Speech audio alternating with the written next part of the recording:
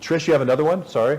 Yes. I did. I Go had ahead. one other one that was just published today in Consortium News about Intel veterans challenging the Russian hack evidence, and they wrote a memo to President Trump discussing the details of the supposed hack on July 5th of 2016, and that the forensic evidence shows that it was not a hack, it was a leak, the size of the files, things we discussed that were revealed in the Forensicator's report. Right. So I'm hopeful that given that these are intelligence community veterans, they have a lot more weight and credibility to get his attention and point him in the right direction. So this, I thought, was really Jason.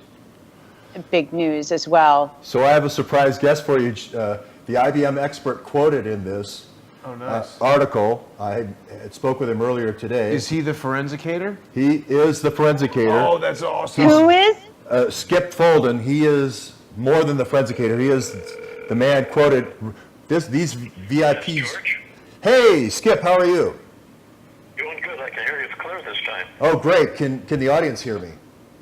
Yeah, Barely. everybody can hear you. Couldn't speak for them. I can. Oh, okay. We're Not well, Jason. Okay, I'll get it closer. Can you say something right now, Skip? Yeah, sure. Skip Folden, and I'm talking to George Webb here. Great. Sounds good to me. Okay, Skip, we see you're quoted. You wrote a letter to as an information expert. I talked to you earlier. You spent a long career with IBM. You obviously Zero Hedge and team had talked with you. This letter went directly to the president. Is that correct? The letter from the veteran intelligence professionals retired. Yeah, their letter went directly to the president as well as onto a website. And your analysis was basically that the hack at the DNC could not have come from the outside. It had to be an inside hack because of the speed of the data transfer. Is that correct? Yeah, you want? I'll read a major forensic finding to you right here in front of me. Great. It's on my cover letter. We submitted two documents in two different directions. Let me read it to you because it's explicit. Great. Russia did not hack the DNC server. It was impossible. The volume of data extracted within the elapsed time and then downloaded is not supported by any IPS internet speed in the world. In fact, it would take a speed approximately 10 times anything available to be transmitted over the internet. So the DNC data was not downloaded, was downloaded in Eastern time zone. That's the second key point. It wasn't downloaded from Russia or hacked from Russia. This was done locally within the Eastern time zone, okay, on July 5th, 2016, with either a direct connection to the processor, the DNC processor, or via local area network onto, a thumb drive or something of that nature, okay, external storage. And also the forensic investigators discovered that Russian fingerprints were inserted underneath what's called the Lucifer 2.0 persona. That's an identification used that claim responsibility for the hack, and also had claim responsibility as an inputter to WikiLeaks, which had no justification or connection whatsoever. So the point is, it was impossible. It had to be done locally, and it was done on the East time zone. Now, did you have any idea of timing of when these transfers took place? Did you do any packet analysis or anything like that? Did you have any forensics from the routers okay? Oh, yeah, not me, but the people who did the work, absolutely. It's called cyber forensic work. Okay. The one particular source, I'll name it here to you, is called the Forensicator. Forensicator.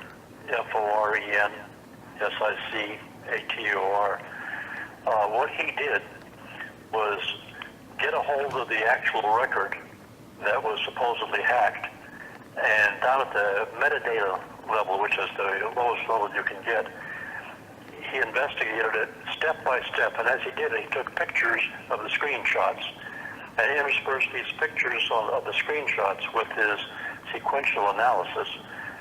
He was the most detailed one, and he's the one that clinched it of the download, or you might say the copy extraction time frame relating to the amount of data that passed over the transmission lines at that time frame, making it absolutely impossible. He's also the one that identified through codes within the metadata that this had to be on the East Coast where this happened. Now, I go ahead. unfortunately, I don't want to read a long HTTP address here for you, but his name, Forensicator, that anybody can search that on the net and go right to his data. In another prime source, his name Adam Carter, C-A-R-T-E-R. He's over in England, and he's the first detailed one I saw. And if anybody's interested, it's a very short address, web address for him. I'll just read it because it's so short. Maybe somebody might be able to get there. It's a small letter G, like in George, -2, period, and then the word space, S-P-A-C-E. That's small G-2, period, space. Adam Carter. And his is called Crucifer 2.0 Game Over. And it's very well named. As I say, he has beneath his site, about half a dozen or so detailed analysis sites looking at particular sections of the subject of that hack. Because that's kind of the background, and there were others also, but those are the two main sources that took a long time studying their work, and then we pass that on to the veteran VIPS guys, intelligence community people, and let them go over in detail also. Now, So they put out their report, which was published, and then my report went directly to the Office of Special Counsel and the Attorney General. Now, has the Attorney General or the President given the VIPS group a response yet, to your knowledge? They didn't receive it from the VIPS group. The VIPS, well, the President, I suppose they did. There's been no feedback yet, or I would have heard of it. Yeah, the VIPS, theirs went to the President and to the website consortium. And mine is the one that went to the Office of Special Counsel and the Attorney General.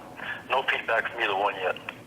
Now, have you heard the rumor that Rudy Giuliani may replace Jeff Sessions? Have you heard that rumor? Oh, no, I have not heard it. What would you think of that? I'm ignorant about that. It's a complete surprise to me. I'm not political at all. I'm neither Democrat nor Republican. I'm a pure independent. I'm very surprised at that because he has very strong feelings, conclusions of his, and I don't know what they are on this subject. No, sorry, can't help on that one. Would you be willing to go with a special commission of veteran internet professionals to the White House to do a briefing at the White House if you were asked? If I was asked, sure, but I don't travel much. I can't walk. I have to use a walker.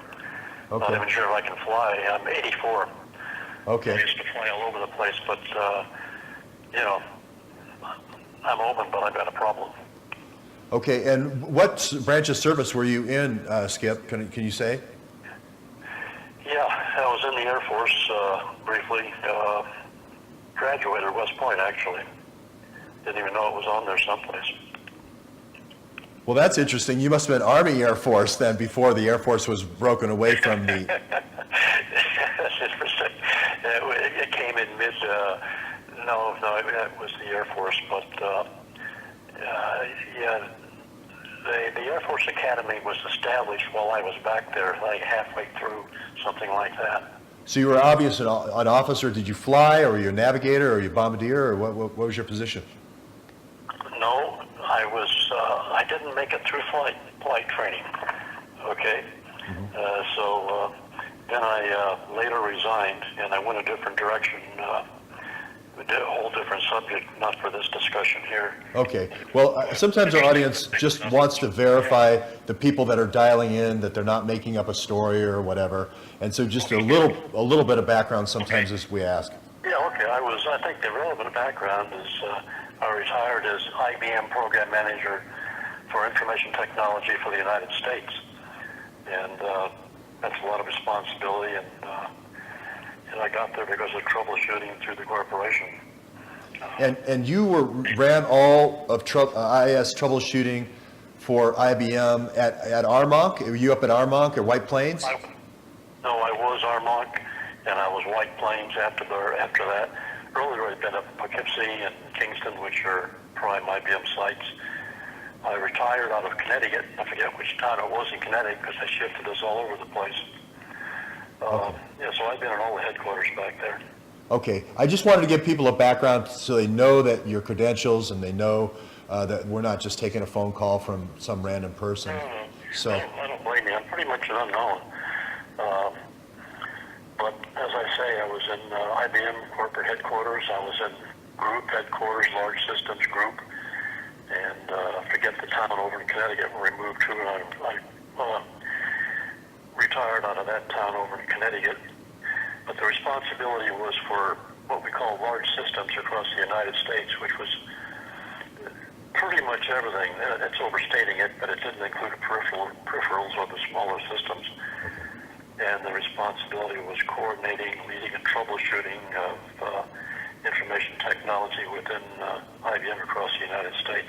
okay, well, Skip, thank you very much. That's all the time we have on this segment, but we want to thank you for your service. Thank you for going to West Point. Thank you for stepping up with the vets and supporting them in their effort to get the message to the president. We really appreciate it. Absolutely, my pleasure. All right, take care. Take care, Skip. Okay, bye. That was a great call, George. We've got some firsthand intel coming right there from the guy who the article is all about. Yep. Huge. Yep. And that came from Crowdsource. They got me the phone number. I said, I am busy. I'm doing all these things. Get me the phone number. They got me the phone number 10 minutes before we went on air. Jason's tearing his hair out. I said, I got to talk to this guy. It's going to be great. No, that was good. That was very good. So, Very good. My So- question, though, is that whether or not that could have been done with the equipment that Quinn was talking about. Right. I people wonder were if he saying even that knew the- about that. Right, the 4K solutions stuff. yeah. Well, one of the things I talked to him about earlier with several other experts, that if Seth Rich did indeed have a BlackBerry. Now remember, the Yawan brothers are just on the other side of the petition. They've done hundreds of BlackBerries for all different kinds of congressmen. They're at the DCCC side of the DNC, same building, Ivy Street, right? Now, does Seth Rich have a BlackBerry or not? Do we know that? We don't know that yet. But we know that the syncing capabilities, if there was local sync, Right. let's say that he had his BlackBerry in his car or BlackBerry at his desk, as his laptop, that radio would be fast enough to do that data transfer, right? So the FBI and CrowdStrike both. Wait a minute. So you're saying, he just said that it had to be local. Right. So But how I'm just could saying, if I emailed you the files, Yeah. okay, for the NGP van that ended up getting up to Clinton headquarters, Right. if I emailed those to Seth Rich somehow, they would go to his BlackBerry. Now, if Yes. his BlackBerry was somehow synced up with some other hard drive here in New York, all those files would be coming on a daily basis over the landline. So the thing that the Forensicator and our buddy Skip were looking at was, that's just the initial point of contact for the files where they say they were hacked, but it was actually somebody with local access to the server or wherever they're stored, downloads them, and then where they go from there, we don't know. Could be a Seth Rich BlackBerry, could be, is that what you're saying? Right. Well, what I'm saying is we know that Justin Cooper here in New York was getting Hillary's schedule on a daily basis. Doug Right. Band here in New York at CGI, Doug Band runs Clinton Global Initiative. Right. He was getting the secretary's information, and the NGP van, the people up in Boston at Van were getting the information during these backups. So there was a lot of information going back and forth on every day. We know that there was at least 19 different State Department Clinton Foundation emails that we still don't have the names of those 19 people, but they were simultaneously at the Clinton Foundation at the same time that they were at the State Department. And we can name some of them, Philippe Reines, Huma Abedin, Cheryl Mills, Valerie Jarrett, Susan Rice. I'm not sure she was at the Clinton Foundation, but at least those four. So we know those people would be syncing up, right? So if they were receiving email from Seth Rich.